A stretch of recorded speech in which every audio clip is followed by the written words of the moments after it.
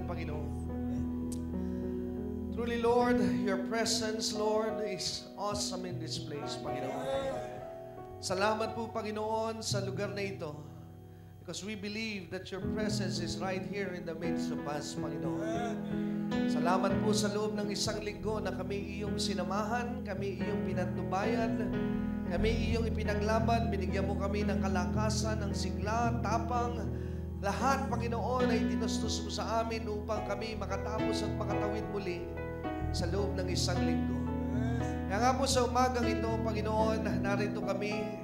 Nais naming magbalik ng papuri at pasasalamat sa iyo sa iyong mga ginawa, sa iyong mga pinadaloy sa amin pong mga buhay. Lord, we want to say thank you from the bottom of our hearts today, Lord. Salamat po sa iyong kabutihan, salamat sa iyong katapatan. Kaya nga po sa umagang ito, kami po'y naniniwala that again, you will show us your glory, you will show us your revelation, Panginoon, at patuloy naming mararanasan ang iyong kabutihan at katapatan. Kaya sa umagang ito, Panginoon, maingat na ibinabalik po namin sa iyo at tanging para sa iyo lamang, Panginoon, ang aming pinakamataas sa papuri, parangal at pagsamba sa tanging pangalan ng iyong anak na si Jesus at ang lahat po ng may hininga ay nagsabi ng Amen! Palakpakan po natin ang Diyos na buhay. Praise the Lord! Hallelujah! So bago po tayo dumako sa susunod na bahagi, kamayan mo nga po 2 hanggang 3 mga kapatid sa umagang ito at batiin po natin sila ng isang napakagandang umaga. Amen? At sabihin nyo rin po, God bless you. Amen? Praise God! Hallelujah! Purihin po ang Panginoon. So bago po tayo umupo, akin pong dadalhin na sa inyo ang mensahe ng salita ng Diyos. Buksan po natin ang ating mga Biblia. Handa na po ba kayo sa salita ng Diyos sa umagang ito? Amen. So if you have your Bibles with you, please open up your Bibles sa Book of Exodus. Samahan nyo nga po kung ngayong umaga at buksan po natin ang ating mga Biblia sa aklat ng Exodus sa Old Testament. Amen. So from the book of Exodus, tayo po ay magsasama-sama sa umagang ito at dito ko po kukunin ang mensahe na ating pong pagsasalu-saluhan. Sabi po ng Panginoon, man does not live by bread alone, amen, but by every words that come out from the mouth of the Lord. So buksan po natin ang ating Biblia, Exodus chapter 25. Samahan niyo po ako sa Exodus chapter 25 and today I will be reading from the New Living Translation. Ano po? NLT. So, ano man po ang inyong gamit, just feel free to read it. Ano po, kahit po Tagalog, wala pong problema. If you may be using King James Version or maybe ang ipa-plus po sa atin ngayong umaga is coming from the King James Version of our Bibles, wala po itong problema. But today, I will be reading from the New Living Translation. Exodus chapter 25, if you're there, samahan nyo nga po ako magbasa sa verse 1, mula po verse 1, and we will end in verse 22. Okay. Exodus chapter 25, beginning verse 1 to 22. Nandun na po ba tayong lahat? If you're there, can I hear you say amen? Amen, amen. Okay, let's read. The Lord said to Moses, tell the people of Israel to bring me their sacred offerings. Accept the contributions from all whose hearts are moved to offer them. Here is a list of sacred offerings you may accept from them: gold, silver, and bronze, blue, purple, scarlet red, fine linen, and goat hair for cloth, tanned ram skins and fine goat skin leather, acacia wood, olive oil for the lamps, spices for the anointing oil, and the fragrant incense, onyx stones, and other gemstones to be set in the ephod and the priest's chest piece. Have the people of Israel build me a holy sanctuary so I can live among them. You must build this tabernacle and its furnishing exactly according to the pattern that I will show you. Have the people make an ark of acacia wood, a sacred chest, 45 inches long, 27 inches wide, and 27 inches high. Overlay it inside and outside with pure gold and run a molding of gold all around it. Cast 4 gold rings and attach them to its 4 feet, 2 rings on each side. Make poles from acacia wood and overlay them with gold. Insert the poles into the ring at the sides of the ark to carry it. And these carrying poles must stay inside the rings. Never remove them.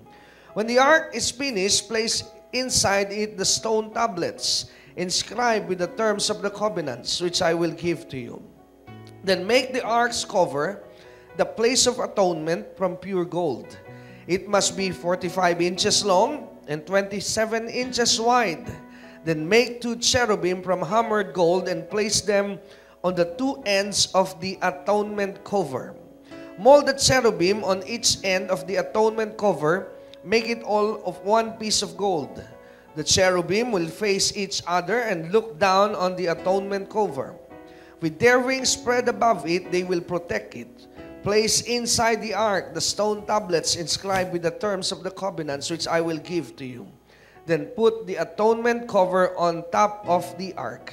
And in verse 22, God said, I will meet with you there and talk you from above the atonement cover between the gold cherubim and that hover over the ark of the covenant. For there I will give you my commands for the people of Israel. Tayo po ay manalangin. Hallelujah. Let us pray. Father God in heaven, we thank you, Lord, for this morning that again we have the privilege to hear your words, Panginoon. Salamat po dahil kami po'y naniniwala na isa pong pagkakataon at pribilehiyo na napakalaki na aming itinuturing nang maging iyong anak at maging iyong bayan at higit sa lahat ay makarinig at pagkatiwalaan mong makaunawa ng iyong mga salita at ng misteryo nito.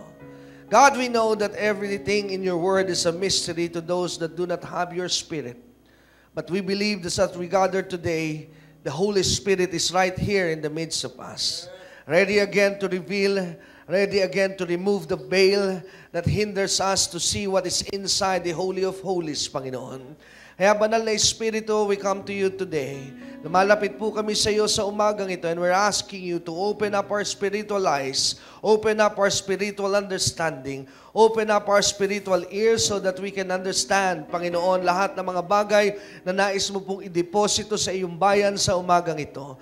God, as your pastor today, this is my prayer to you, that you will not let anyone, Lord, let any one of my brothers and sisters that come here today, na lalabas po sila sa 4 na sulok ng lugar na ito, na hindi mo po sila pinagbala, Panginoon. And right now, I declare that they are already blessed even before they hear the word of God. And double blessing as they receive and act on what they will hear today, Panginoon.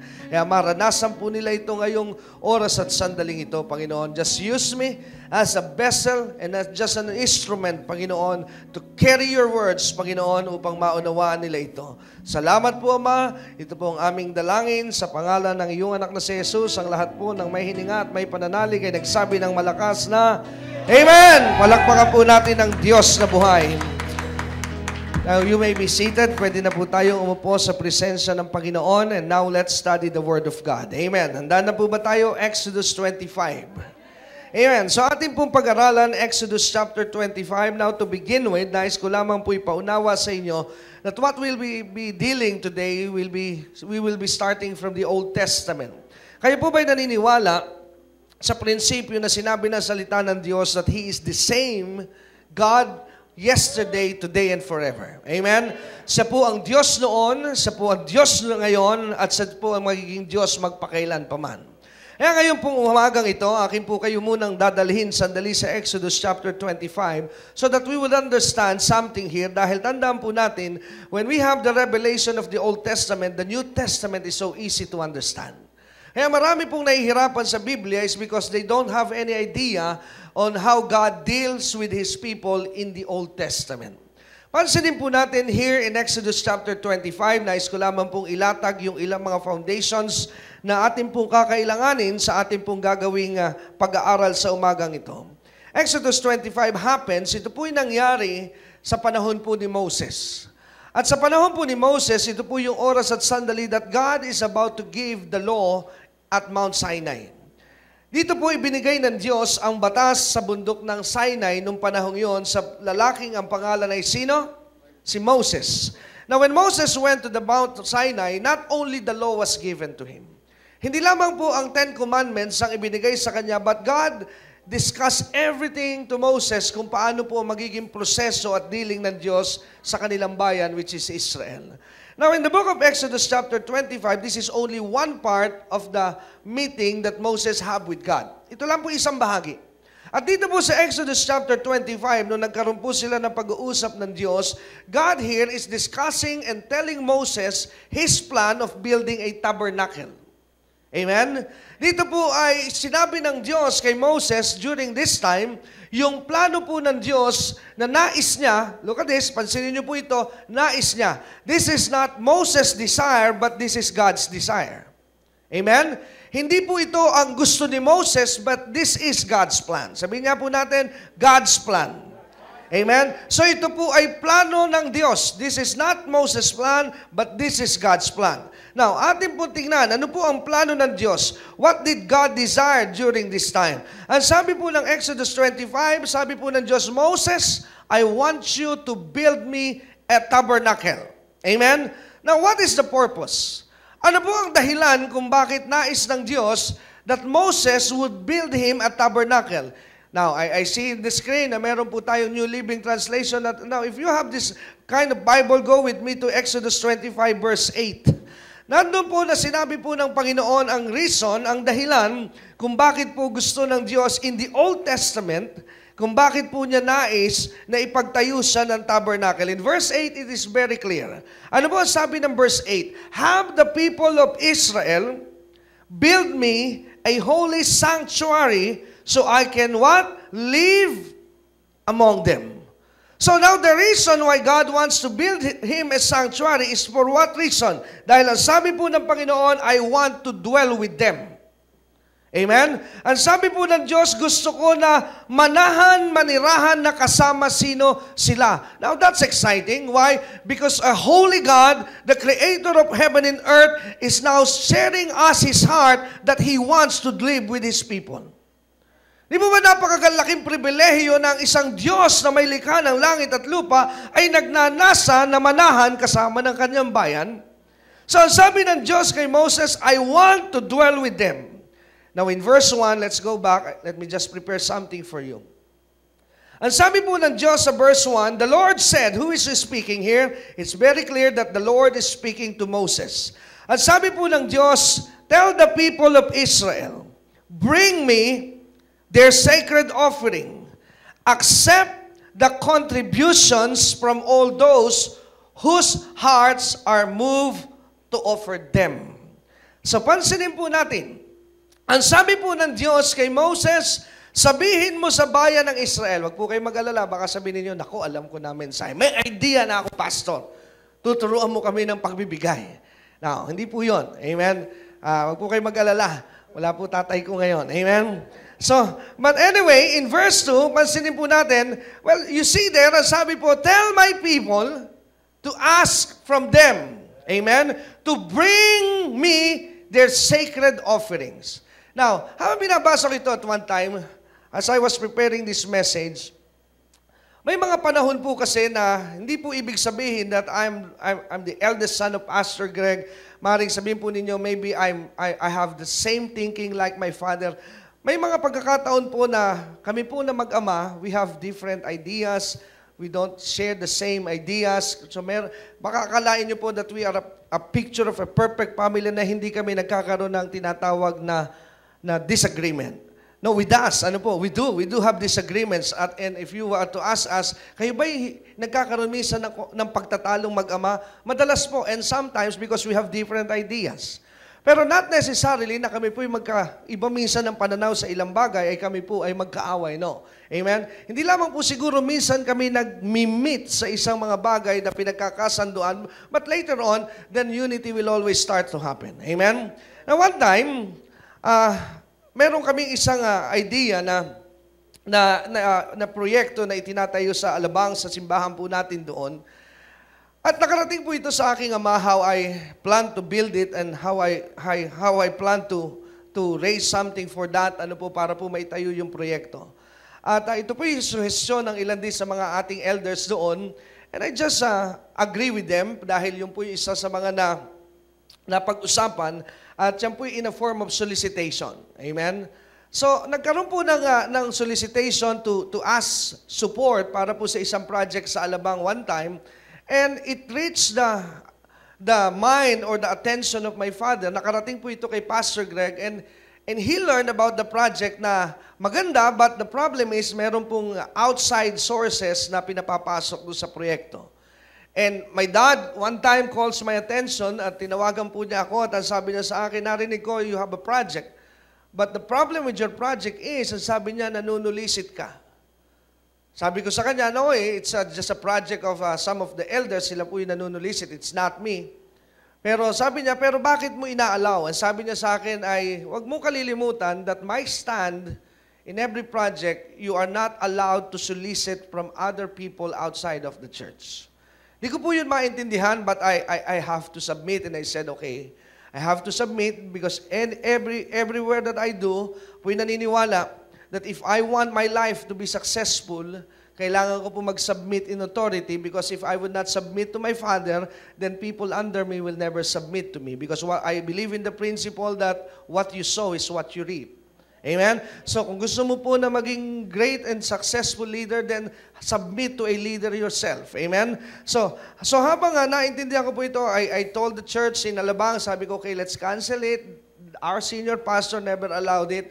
So hindi po namin na masyadong, hindi na namin tinuloy. In other words, hindi na po natuloy at ang maganda rin, wala po naman talaga nagbigay. Amen? So, yun po yung nangyari. And it bothered me a lot. Amen? It bothered me a lot. Many times, sa ko, hindi ko maintindihan.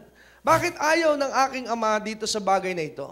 But God has a specific time for everything. Amen? Ang Diyos po ay may takdang oras at may takdang panahon para maintindihan mo ang lahat ng bagay. Until a few weeks ago, when I read Exodus 25, that's the only time that I understood what my father meant. He never explained it to me in a very simple way using the Bible. Di po niya kasi ito'y pinaliwanag sa akin, pero nung makita ko po Exodus 25, just that time, I believe, and I recognize that my father has a point. Why? Look at this. Ang sabi po sa Exodus 25, God said to Moses, sabi ng Diyos kay Moses, build me a sanctuary. Amen? Ipagtayo mo ako ng alin? Ng sanktuaryo, ng tabernakulo, ng templo. Amen? So sabi ng Diyos, build me a sanctuary. So para kanino po yung tinatawag na tabernacle? Para kanino po yung sanctuary? It's not for Moses, it's for God. Amen? Pero ang sabi po ng Diyos kay Moses, this is how I want you to do this thing. Ito ang paraan para gawin mo ito. Ang sabi ng Diyos kay Moses, para maitayo mo itong proyektong ito na ibinigay ko sa iyo, sabi ng Diyos, you are to ask the people, my people, not other people. So nagkaroon ako ngayon ng inside information that if God has a project inside His church, ayaw po ng Diyos na ibang tao ang nagiging contributor. He wants His people to contribute. Hello? At doon ko lamang po naintindihan and God continued to talk to me. That's the reason why I am not allowing you to solicit. Because kung merong itatayo akong proyekto, ayoko ng ibang tao na hindi ako kilala ang maging instrumento to build something for me. I want my people to build it for me. At doon ko rin po naunawaan na kaya maraming mananampalataya ay nagiging mahirap sa loob ng simbahan. Why? Because they never participated in building something for God. Kaya sabi rin sa akin ng Diyos at one time, if you want me to bless your people, then do something for them. Bigyan mo sila ng trabaho at gawain that will do something for me. Give me a reason to bless them. Hello? Bigyan mo ako ng dahilan dahil sabi sa akin ng Panginoon, you have been praying. Matagal mo nang ipinapanalangin ang iyong mga kapatid sa simbahan na paunlarin. But you are not giving me a reason why I should bless them. Hello? So para pala pagpalain ng mga kapatiran, give God a reason so that God would bless them. At ano po ang dahilan para pagpalain sila ng Diyos? Give them a project na ang Diyos ang nagbigay. Hello? Sabi ng Diyos sa Exodus chapter 25, build me a sanctuary. Pero ano sabi ng Panginoon kay Moses? Saan daw po kukunin ang lahat ng mga gagamiting materialis dito? Not from any other races, but God said to the people of Israel. Amen. Now, di po ito mensahe. I'm just passing over dito po sa Exodus 25, but let's continue. Exodus chapter 25, verse 3, 4, 5, 6. I believe I have to skip this one. Pero diniscuss po dyan ng Diyos kung paano po yung mga materials na kailangan po pag itatayo na yung tinatawag na tabernacle. And in verse 8, and when we arrive in verse 8, sabi ng Panginoon, He gave Moses the reason, have the people of Israel build me a holy sanctuary. What's the reason? So I can live among them. And in verse 9, ang sabi po, you must build this tabernacle and its furnishing. God said to Moses, exactly according to the pattern that I will show you. Sabi po ng Diyos kay Moses in verse 9, when you are about to build this tabernacle, ang sabi ng Panginoon, you have to do this precisely. Amen? Exactly. So, eksakto saan? Sa mga sasabihin ko sa iyo, sa mga ipakikita ko sa iyo. So, it means, hindi po rito pwede yung idea ni Moses. Moses' idea was not required in building this tabernacle. Why? Because this is God's plan. So now, look at this. Now, in verse 10, tuloy lamang po tayo sandali. Because I will be focusing today sa Exodus 25, doon po sa tinatawag na materials doon sa Ark of the Covenant. Now, in verse 10. Now, go with me now in verse 10. Have the people make an ark of acacia wood, a sacred chest, 45 inches long, 27 inches wide, and 27 inches high. Verse 11, overlay it inside and outside with pure gold, and run a molding of gold all around it. Cast 4 gold rings and attach them to its 4 feet, and 2 rings on each side. Make poles from acacia wood and overlay them with gold, and insert the poles into the rings at the sides of the ark to carry it. And these carrying poles must stay inside the rings and never remove them. Now from verse 10, diniscuss na po ng Diyos kung paano po yung Ark of the Covenant, how it should be built. Amen? Binanggit po doon yung mga materials na ginamit, na kailangan pong gamitin. Ang materials po na binanggit dito sa verse 10 are only 2. Number 1 is wood, and number 2 is what? Gold. Ano lang po ang materials na gagamitin? Just pay attention, this is very good. Wood and gold. Now, para po magkaroon tayo ng idea, when I preached this last Sunday sa Metropolis Church, wala po kasi akong materials, but today I found one, and it was very good. Amen? This is the Ark of the Covenant. If you have the cameras with me, could you please focus it so that the people will see it very large. Ano po? This is the Ark of the Covenant. Amen? So, kung mapapansin niyo po, this is exactly how God described it to Moses kung paano po ito gagawin. But if you're seeing this one, medyo maliit eh. Kaya sabi ko po, tulungan tayo ng camera. Now, if you're seeing this one, saan po, anong kulay nito ngayon? This is colored gold, right? Tama? Pero exactly ang sabi po ng Panginoon, atin lamang po i-check. Lagay ko lang po rito sandali so that I can show you it in my Bible. Ang sabi po ng Panginoon, verse 10, Ark of acacia wood. Make an ark of acacia wood. This is the ark. Ito pong gitnang part. Saan daw po ito gawa, yung materials? Wood. Everything is made of wood. Amen? Sinabi po ng Diyos dyan, yung dimension, yung lapad, yung haba. He said 45 inches long, 27 inches wide, and 27 inches in height. Amen? Yung box. Amen? And ang sabi ng Panginoon, once you made the box, na meron pong size na 45 inches long, 27 inches wide, 27 inches high, ano po ang gagawin doon sa box na yon? Remember, the materials is made of wood, but God said to Moses, ang sabi ng Diyos kay Moses, you are to overlay it inside and outside.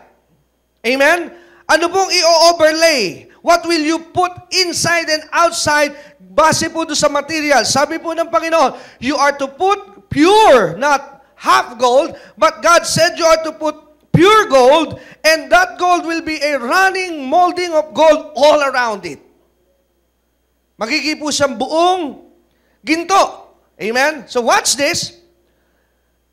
Ewan ko po kung kayo nakakita na ng kahoy na itinubog sa ginto. Ang alam ko po na tinutubog sa ginto ay ang pininturahan po yan. Pero hindi po yan gintong totoo. But this is how God wants to make it done. Gusto po ng Diyos na yung kahoy, babalutin mo siya ng pure gold. So, marahil, pag ginawa na nila yung box, yung kahoy made of wood, magtutunaw sila ng ginto, at ididip nila yung kahoy na yon hanggang sa yung ginto po, pag unangat, natuyo, kakapit na siya doon sa kahoy. Now, there's a message there. Alam niyo po ba na mayroong mensahe kung bakit, why God wants the Ark of the Covenant be made out of wood and gold? Let me show you something here. The wood is made out of the natural. It's flesh. It represents the flesh. Amen? Huwag natin kalilimutan ito. The wood represents the flesh. And gold in the Bible. Ang ginto po sa Biblia, kadalasan po ito. Madalas po ito, it represents God and it represents heaven. Kaya kung mapapansin ninyo, ang sabi ng Diyos, in heaven, everywhere you look is gold. The streets are gold. Hello? So, yung gold is identified as a symbol of God and His divinity. Wood identifies the symbol of earthly. So, kung mapapansin po natin saan daw po gawa ang Ark of the Covenant, made of wood and made of gold. This is the coming or future prophecy that God is telling to Moses that one is coming, made of flesh, but He is also God. And who was that? That is Jesus. Amen? So doon pa lamang sa lumang tipan, ipinakikita na po ng Diyos in the book of Exodus that there is someone coming that made of flesh, but He is gold in the inside and outside because He is God. Sino po pala yun? Jesus. And then God said to Moses, ito pa po idagdag natin, I'm just giving you something here, the details about the Ark of the Covenant. Ang sabi pa ng Diyos kay Moses in Exodus 25, kailangan din daw po na magkakaroon ng 4 rings. And ang sabi po rito, and make poles. Ito po yung poles. Yung pong 4 na tubo. Ano po? But this is all, ito pong lahat ay made of wood. Yung poles, ang sabi po rito, from acacia wood. Pero ano sabi ng Diyos kay Moses? The same. Kung paano mo ginawa yung gitna, ganun din ang gagawin mo doon sa carrying post. Ang sabi po rito ng Panginoon, overlay it with gold and put 4 rings on every side. May mga sing-sing sa bawat dulo ng post na pinagagawa ng Diyos. And what is that? That's the 4 gospel in the New Testament. The Matthew, Mark, Luke, and John. Amen? So, that represents the 4 gospel in the New Testament. So, now, pansinin po natin. Ngayon na nakita po natin, as it was described, ano po pala ang meaning at ang ibig sabihin ng Ark of the Covenant in the Old Testament. In the Old Testament, the Ark of the Covenant represents the presence of God. Huwag po muna tayong aalis sa Old Testament. I'm dealing the Old Testament. Ano po ang representation why God wants the people in the Old Testament to build this ark?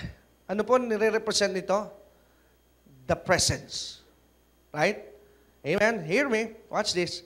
This represents His presence. Kaya ang sabi ng Diyos kay Moses, Exodus 25 verse 8, so that I can dwell with you. So every time, pakinggan niyo po ito, that they have this ark, they have the presence. In the Old Testament. Right? Amen? So every time na ito po'y dala nila, they have the presence of God with them.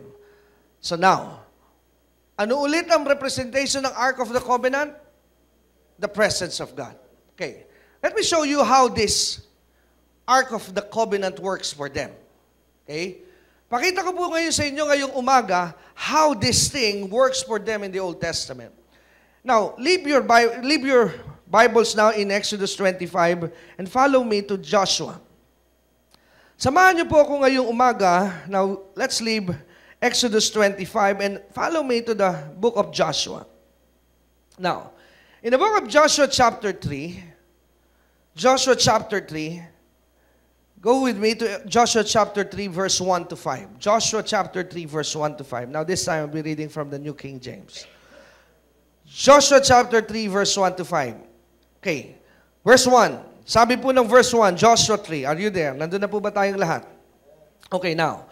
Ang sabi po rito, then Joshua rose early in the morning, and they set out from Acacia Grove and came to the Jordan. Okay, bigyan ko lang po kayo ng idea because I'm anticipating that not every one of you understood what's happening in Joshua chapter 3. Now, in the book of Joshua, these are now the generation. Ito ngayon yung generation na itinakda ng Diyos that would be inside the promised land. Hello? Yung Joshua generation, ito na po yung itinakda ng Diyos na kanyang dadalhin doon sa lupang pangako na kanyang ipinangako kay Abraham pa. Amen? Pero pansinin po natin that God said to Joshua that He will bring them to the promised land, pero God never promised to Joshua that there will never be an obstacle. Amen? Sa Tagalog po'y ganito.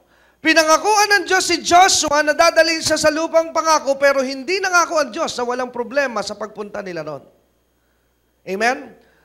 So, wag po natin akalain at iisipin na ang pagpapala po ng Diyos ay wala pong pagsubok na dadaanan tayo.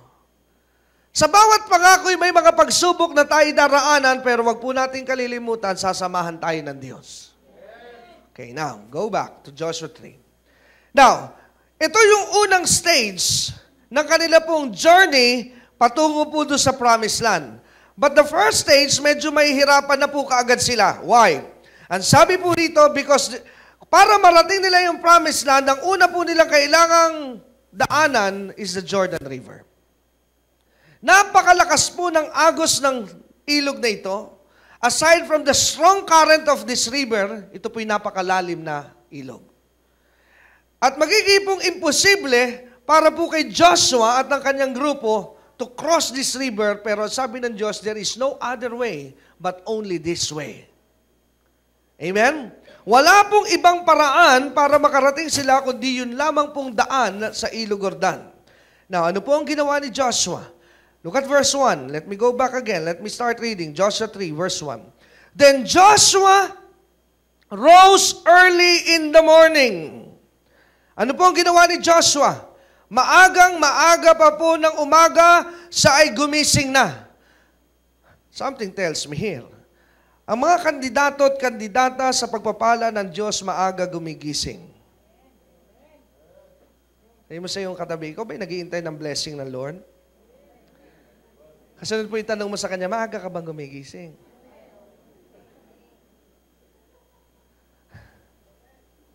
Hello? Bakit anong koneksyon ng pastor? Ano ba ginawa ni Joshua? This is just symbolic. Early in the morning, you must pray. Amen. Sabi mo sa iyo katabi, nananalangin ka ba ng maagang maaga o tanghalin tapat ka na kung manalangin? Hello? Amen. Let's continue. Then Joshua rose early in the morning. Sabi mo sa iyo katabi, ang mga kandidato ay maaga gumising. Amen.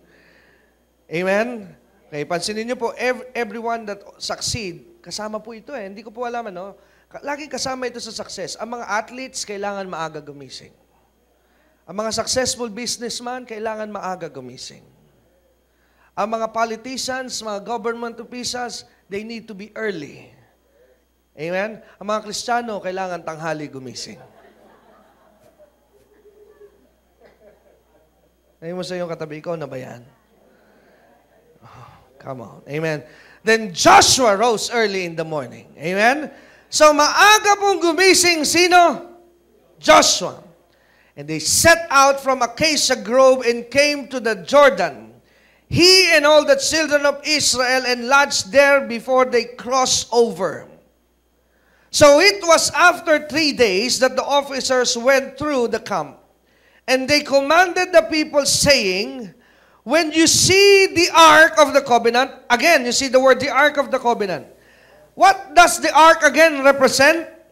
The presence. So when you see the presence of the Lord your God, and the priest, look at this, amen?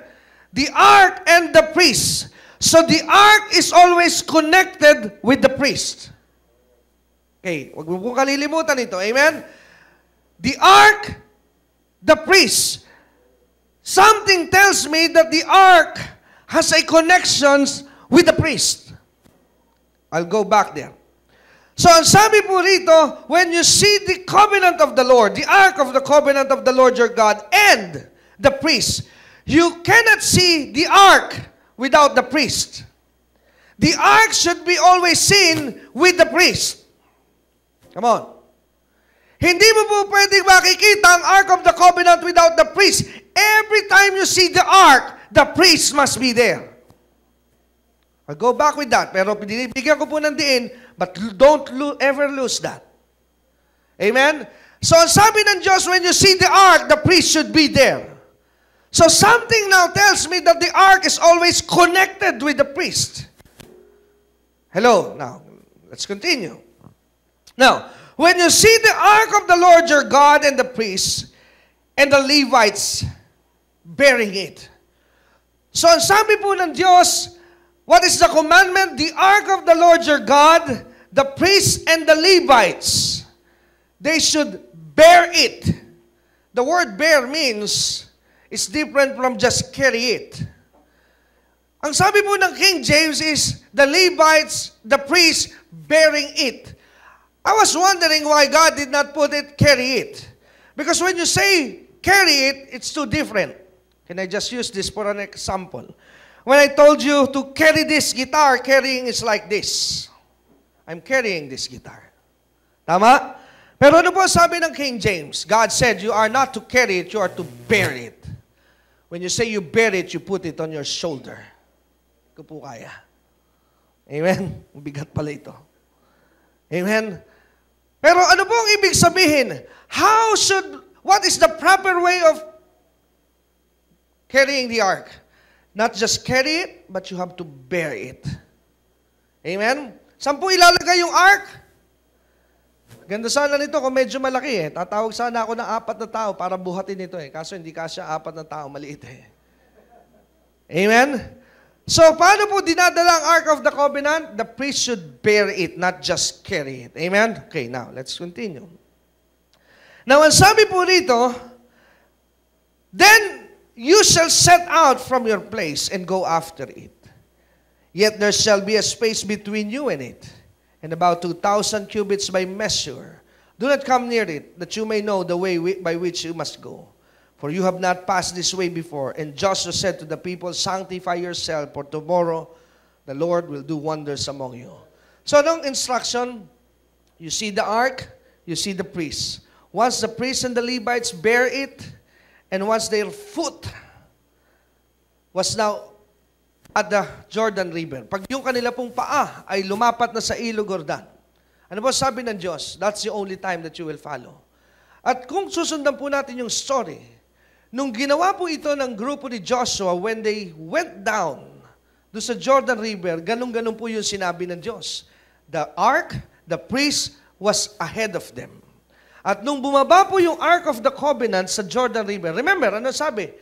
Ark of the Covenant, napakahirap tawirin nung Jordan River.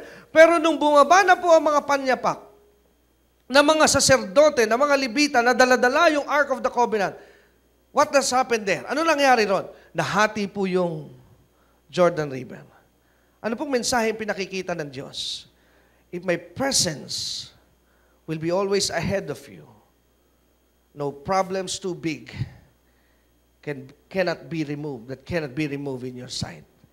Pag nauna ang aking presensya, walang problema na kahit napakalaki ang hindi po pwedeng maayos.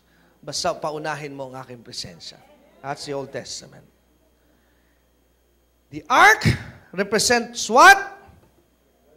The presence of God in the Old Testament.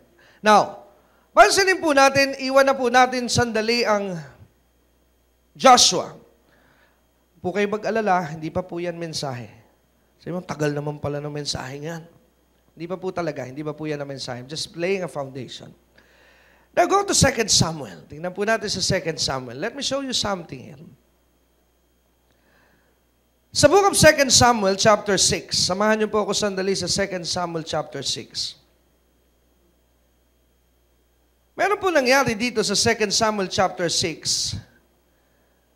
At pansinin niyo po ito, pero bago ko po kayo dalhin sa verse 1, let me just direct you something here on what happened in 2 Samuel 6, chapter 6, verse 12. Samahan niyo po ako sandali sa 2 Samuel 6, verse 12.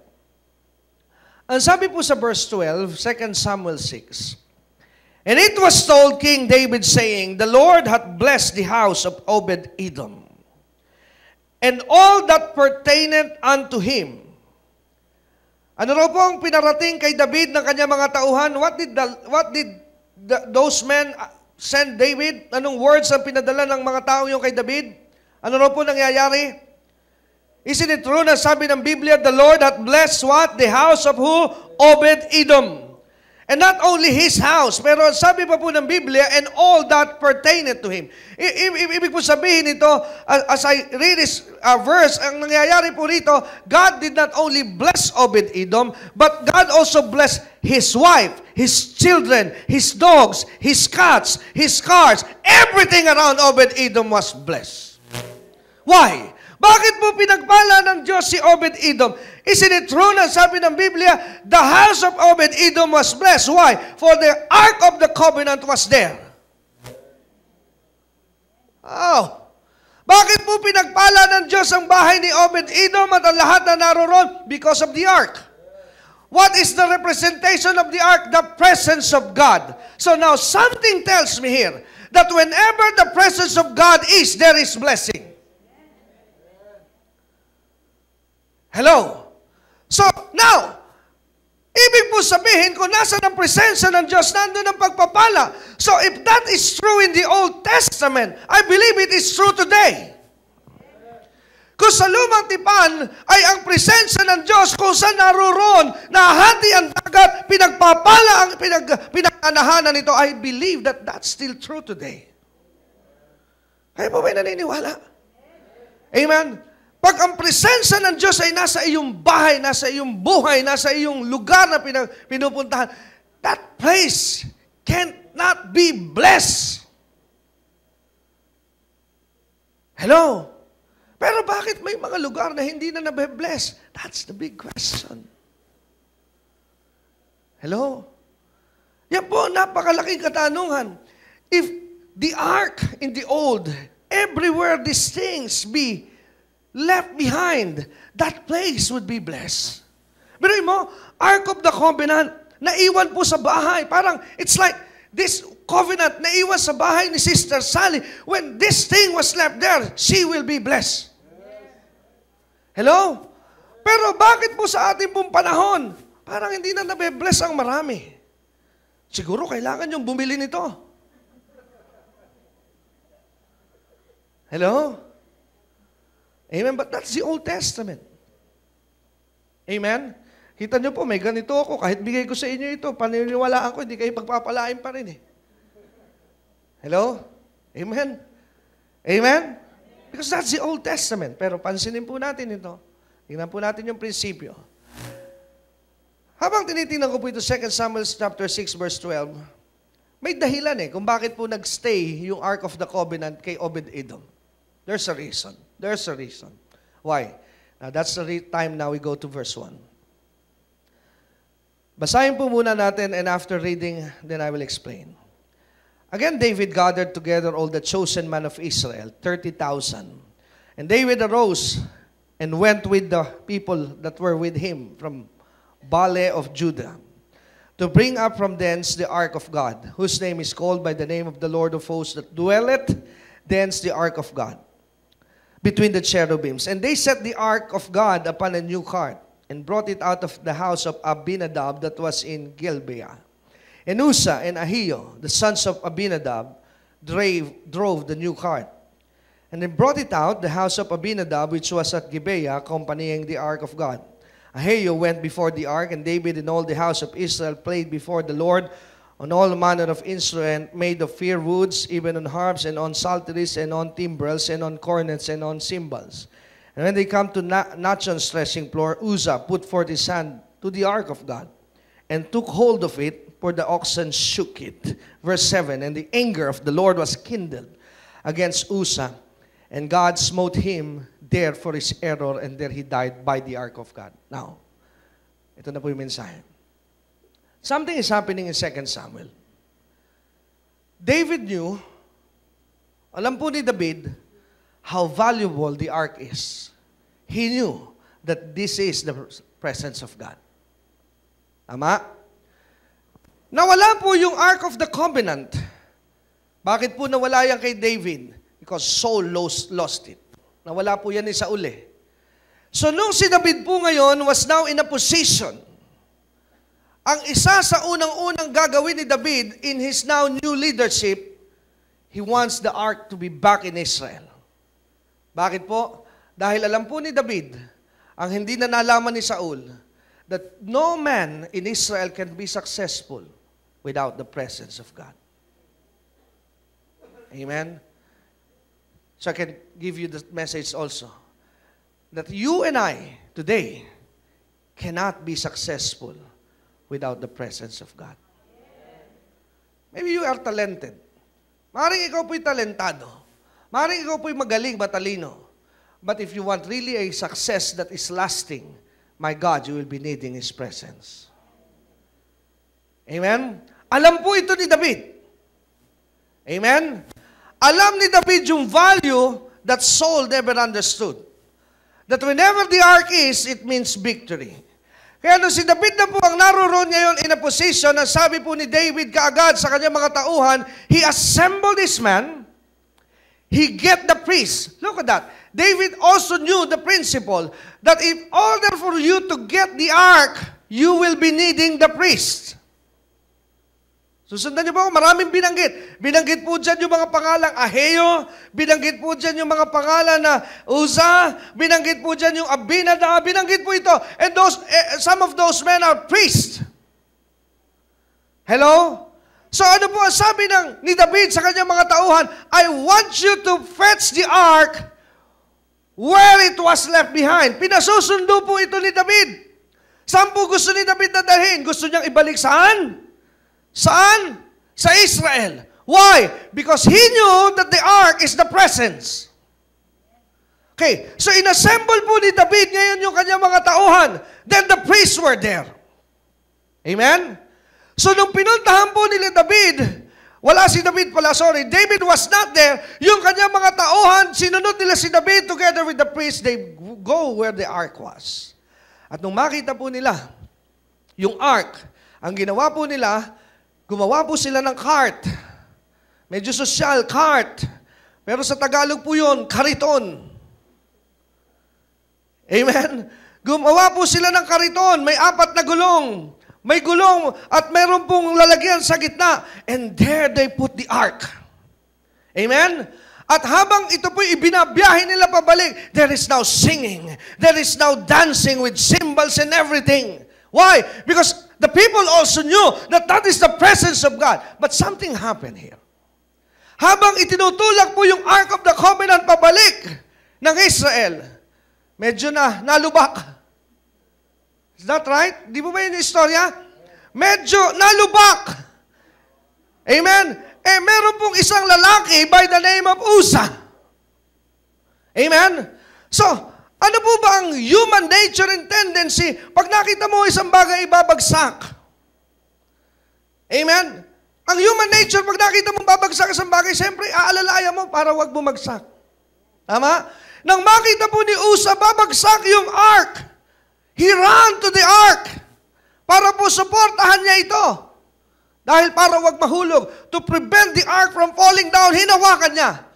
But if you notice in your Bible, God Himself killed Uzzah. Is that correct? Namatay po sino? Si Uzzah. My God, pag iniisip ko ito, napakasama ng Diyos. Hello? Bakit? babagsak eh. Mabuti pa palang pinabayaan na ni Usa. Tama? Bakit namatay si Usa? Dahil sa mabuting hangarin. Tama? Amen?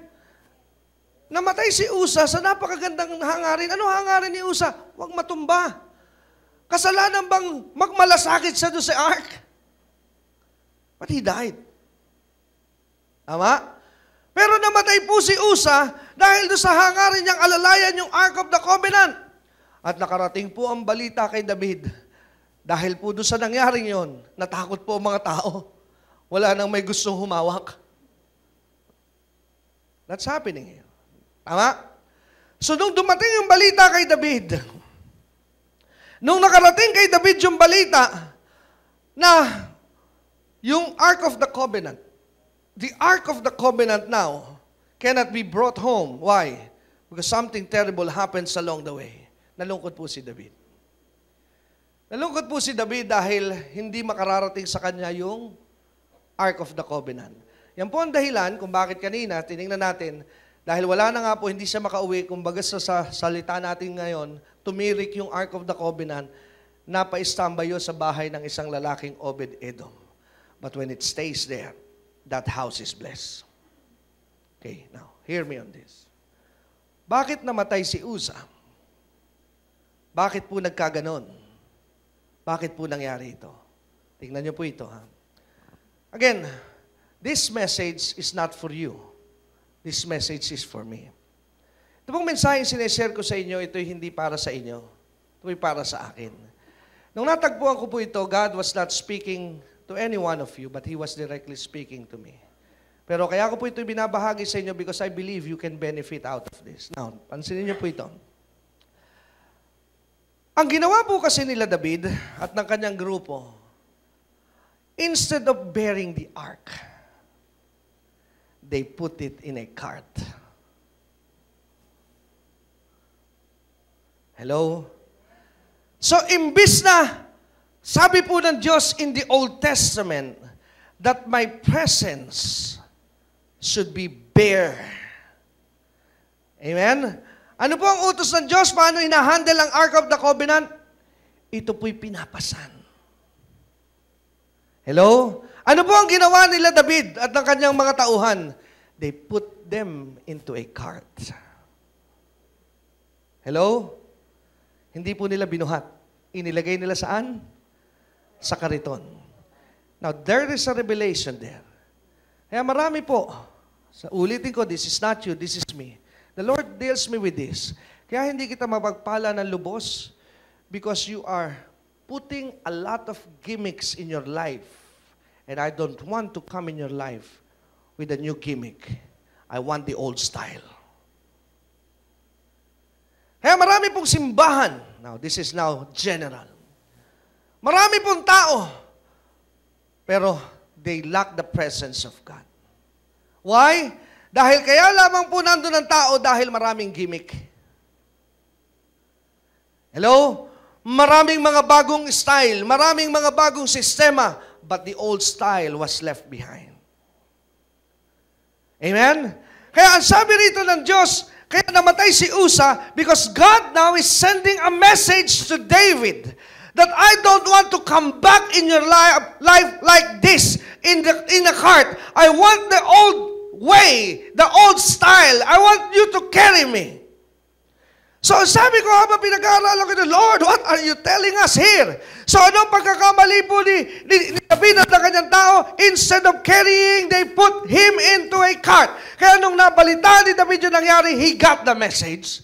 Kaya the second time around, pinapuntahan ni David yung ark, but this time, it was not ridden in a cart.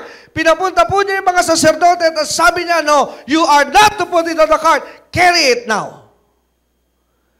Amen? Carry it now. Pasanin ninyo ito. Now, ito po ito. Kung ating uunawain at ating papansinin, again, we go back to the Old Testament in Exodus. The ark represents the presence of God.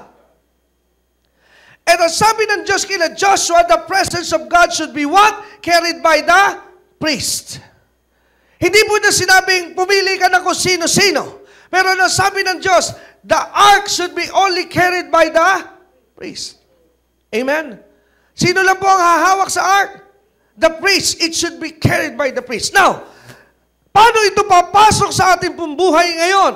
Kung ating pong papansinin, go now to the book of Psalms. Samahan niyo po ako sa book of Psalms. Psalms chapter 22, verse 3. Psalms 22, verse 3. I'm almost done. Psalms 22, verse 3. Tingnan niyo po sandali. Psalms 22, 3. Ang sabi po ng awit 22:3, But thou art holy, O Lord. Thou art holy, O Lord, O thou that inhabitest the praises of His people. In other words, sabi na ibang translation, Thou art holy, O God, that thou dwells.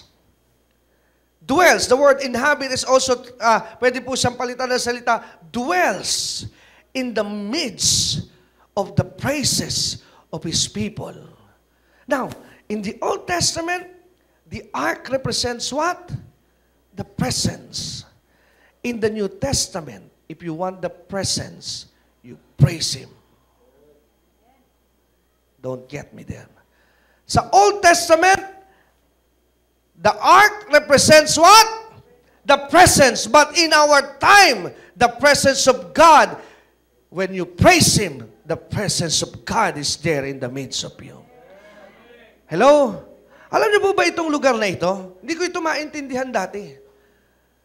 Bago po kasi nakarating sa ganitong pag-unlad ng simbahang ito, marami pong dinaanan ng biyaya ng Diyos. Binalikan ko yung history ng church. Dati, ang church po sa Alabang, pag linggo, nasa isa siyang club. Amen? Pag linggo po, kami po yung nagpupuri doon, at ang tatay ko nagpapastol, kakaunti pa ang tao doon, ano po. Pero yung ginagamit naming lugar, pagkatapos po ng linggo, pagpadilimin mo lang ng linggo, 6:00, yung ding stage na kinakantahan, ay may mga nagsasayaw na paggabi doon. Amen? I was wondering, is this a church? Bakit? Tapos minsan naririnig ko, I was just a kid then. Bata pa po ako doon. Sabihin ng praise and worship leader, worship Him, this place is holy. Pero bar ito eh. So habang kami nagpupuri doon sa gilid lamang, may tinakip na tela, cases of beer nakapatong, ready nang iserve pag alis namin. And how come na sabi nila, this place is holy? Hindi ko maintindihan. Not until today. Alam niyo po itong lugar na ito, this place is no holy as well. Hindi po ito banal. The only time that this place gets holy is when His people begin to praise Him. Amen? This is an ordinary place. Wala po itong bertud. Noong una, nagtataka ako sa dating pananampalataya na pag nakakita ng church, oy, banal yan. No, pag pumasok ka, huwag ka, banal nito, lugar na ito. Diyan lang tayo sa pinto, banal ito. There is no place holy. The only thing, the time that a place begins to be holy, when that place, yung lugar na yun ay merong anak ang Diyos na nagpupuri dahil every time the child of God praise Him, God in heaven goes down and that place became holy. Kaya po nagiging banal ang lugar na ito because you're here praising Him. But the moment you stop praising Him in this church, this place is an ordinary building. But when you get back to this place and you praise Him, now this place now is holy. Amen? Pag uwi nyo, wala na nagpupuri, this is an ordinary place. But when you get back, you praise Him, this again is a holy place. Why? Dahil when you praise, then God dwells in the midst of you. Hello? Kaya sabi ng Diyos, He's telling something in the old. When the presence of God was there, it is blessed. So when you praise Him at your business, when you praise Him at your house will be blessed. Your store will be blessed. Your office will be blessed. Why? Because when you praise, you are bringing the presence of God right where you are. Hallelujah. Amen. Everywhere there's a praising people, the presence of God is there. Kaya pag ang bahay mo'y parang impyerno, nawawala kasi ang presence ng Lord. Kung nag-aaway-away ang iyong mga kasama sa bahay, then that's the time to praise Him. Why? Because when you praise, then God will appear in your house. Hello? Amen? Pag magulo sa inyong opisina, nag-aaway-away ang iyong mga ka-opisina, you are there for a reason. And that reason is to bring the presence of God there. Because don't ever forget that you are a priest. You are a royal priesthood. When you praise, when you open up your mouth, you are inviting the presence of God. Hello? Kaya pag meron kang problema, ang laki ng bayarin mo, magpapasok ka na, wala ka pang pantuition. Praise Him. Invite the presence of God in your needs. Dahil sabi ng Biblia, kung nasa nagstay ang presence ng Lord, the house of Obed-Edom was blessed. So when the presence of God stays in your life, it's impossible that you will not be blessed. Kaya ang tanong na iba, ba't kaya hindi ako nabe-bless? Because you don't know how to praise Him. Amen?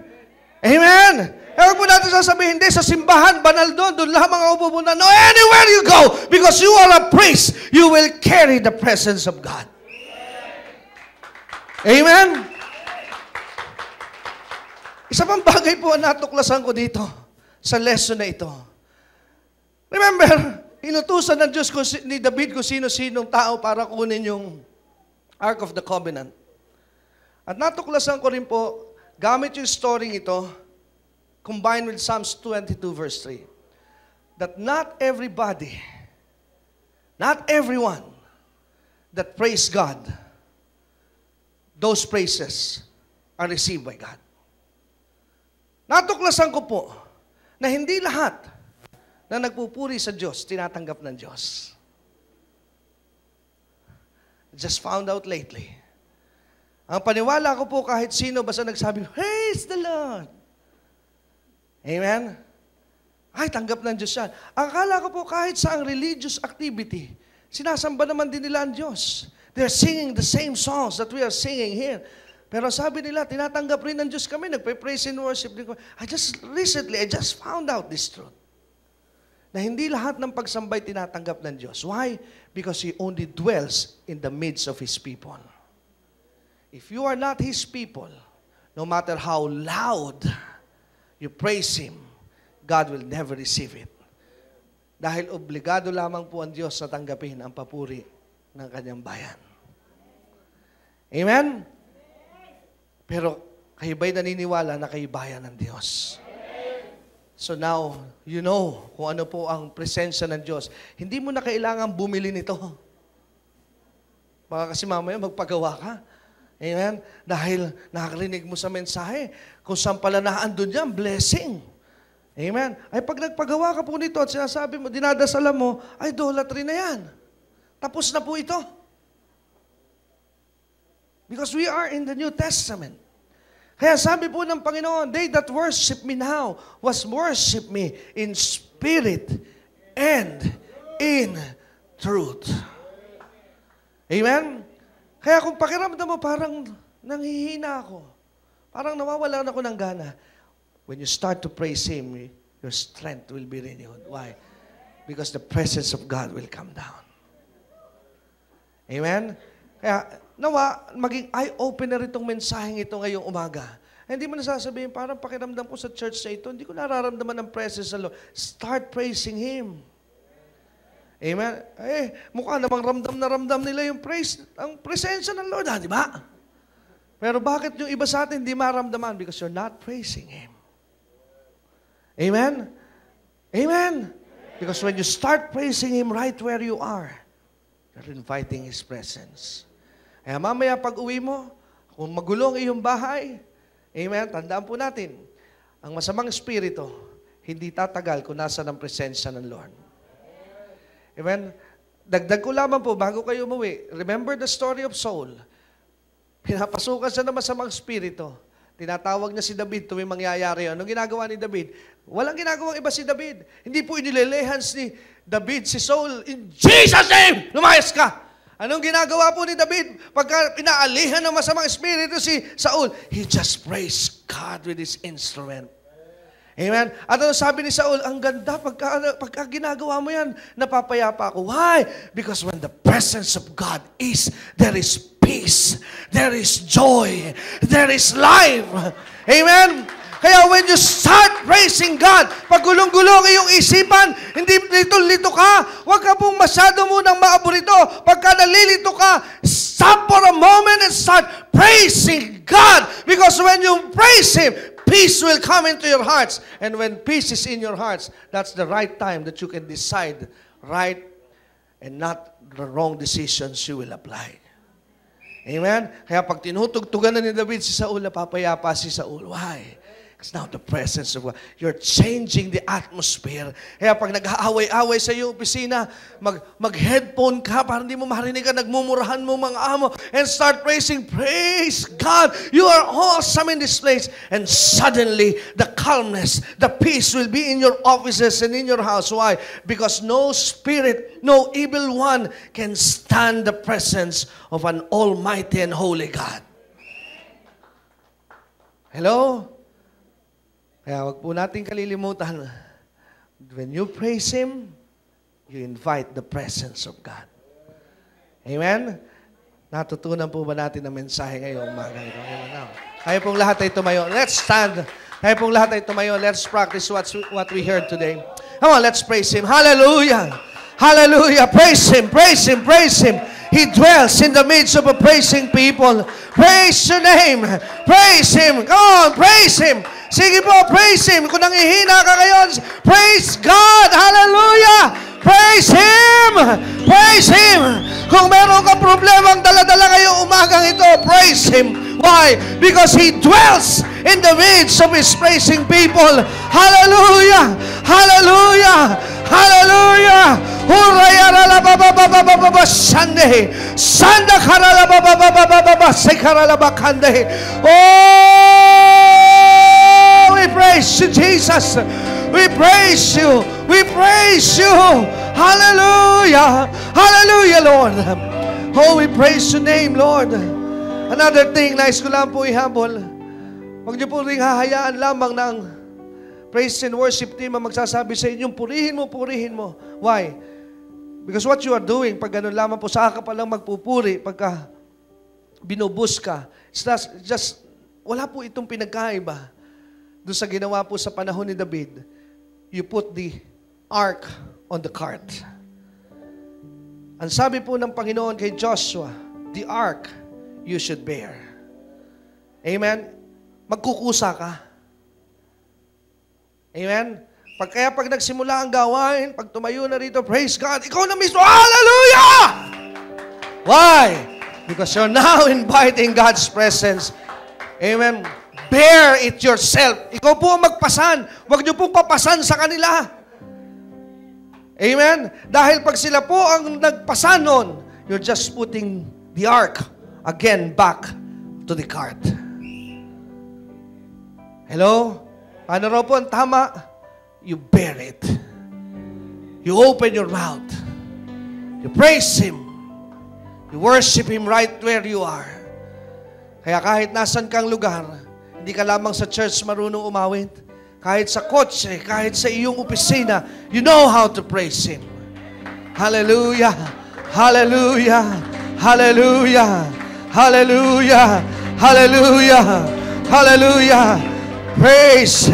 Praise! Oh, Rabasikaralababababasande. Hallelujah, Lord. Hallelujah. Hallelujah. Hallelujah. Praise you, Lord.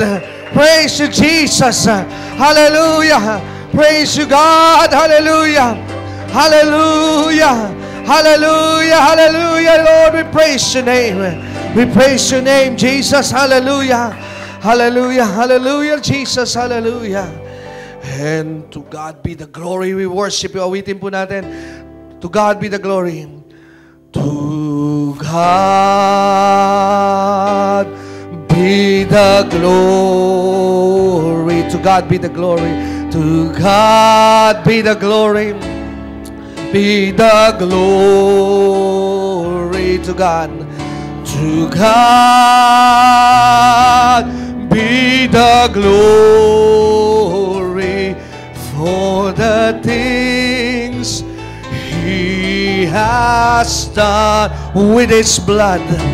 With His blood He has saved me. He has saved. With His power, He has raised me. He has raised. And to God be the glory. Be the glory for the things He has done. He has done. To God be the glory. And to God be the glory. Be the glory. To God be the glory. God be the glory. To God be the glory for the things He has done. Panginoon, salamat po sa mensahe mo at sa iyong mga salita. Salamat po at naunawaan namin, Panginoon, that your presence is still here today, Panginoon. Ang dahilan kung bakit hindi po lamang namin ito maranasan is because we don't know how to carry it, Panginoon. Ngunit ngayong umagang ito, Panginoon, gaya ng iyong sinabi sa iyong salita, when we know the truth shall set us free. Naunawaan po namin, Panginoon, that the Ark of the Covenant, the lesson of it, is still true today. That whenever the presence of God is, there is a blessing happening, Panginoon. Kaya kami po'y naniniwala that every time we start to praise You, every time we start to worship You, we are now inviting Your presence in the midst of our life, Panginoon. Kaya, Panginoon, simula sa araw na ito, Lord, we are committed to always bring Your presence in our midst by our praise, by our worship, Panginoon. Ang iyong presensya ay aming inaanyayahan, Panginoon. At salamat sa mga katotohanan ng iyong salita. And I pray that everyone will always experience Your presence, Panginoon, when they start to praise You and worship You anywhere they are, Panginoon. In the mighty name of Jesus we pray. Amen! Palakpakan po natin ang Diyos sa buhay.